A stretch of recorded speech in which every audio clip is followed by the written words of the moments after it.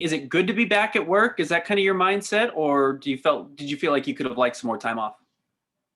Uh, um, I mean, I kind of just wanted to get on another flight immediately, trying to get over that like scare. Like I don't know what was reported yesterday in terms of like it was just like a little emergency landing or something like that. But I feel like a lot of people on that plane, it was like one of those flights where you was sending out texts. I know you seen on the movies when a plane about to crash or something. It got to that point where we was all on the plane like, yo, this might be really the end.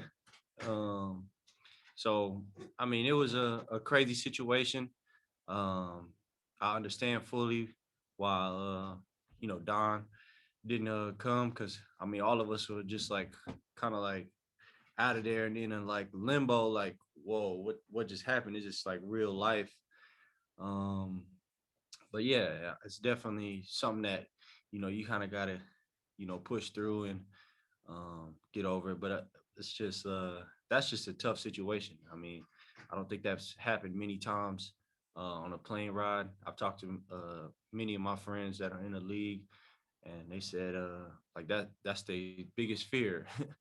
And for that to happen, um, I understand everybody's point and perspective on that thing as well. So uh, I mean, it is what it is. You take your time off, everybody. So you just gotta figure out a way to push through that and keep going.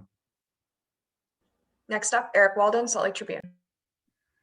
Jordan, can you kind of recall some of the details of what you remember happening, as this occurred, and just kind of, what the emotions were as the situation was unfolding? So many guys have been talking about how, it was so sudden and how there was confusion and it took a while for the crew to kind of just figure out what was going on. So what was going through your mind during that time?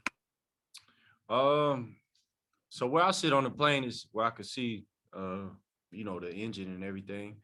I happen to be being a bad kid and kind of getting up and grabbing something out of my bag while we was taking off. And I just remember walking back to my seat, and as I got to my seat, I just hear a loud bang. And me and Mike looked at each other, and he was like, "Oh, those are the birds."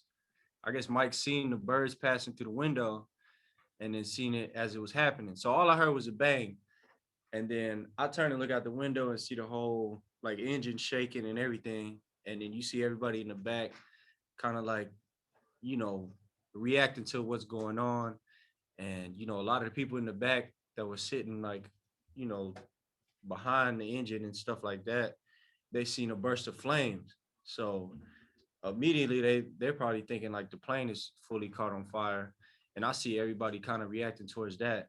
Um, and then just recalling that whole situation was pretty crazy. The whole plane just started shaking.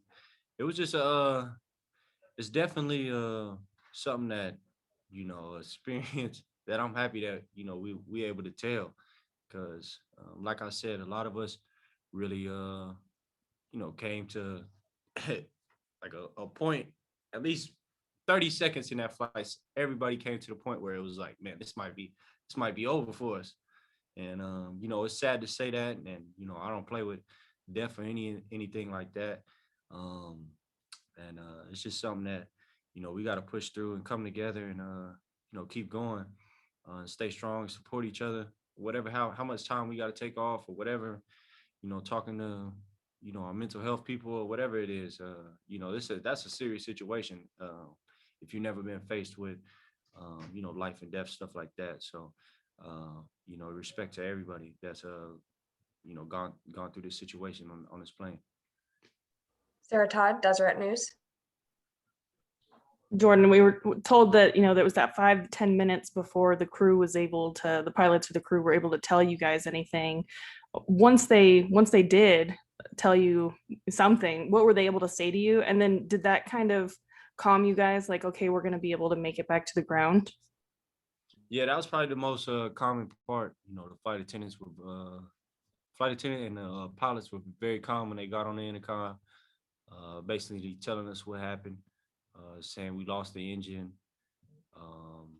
We gonna we're gonna be able to land somewhere. And they were saying they was gonna turn the play around. So that definitely was a comforting thing. But we were all looking out the window like, man, just land this.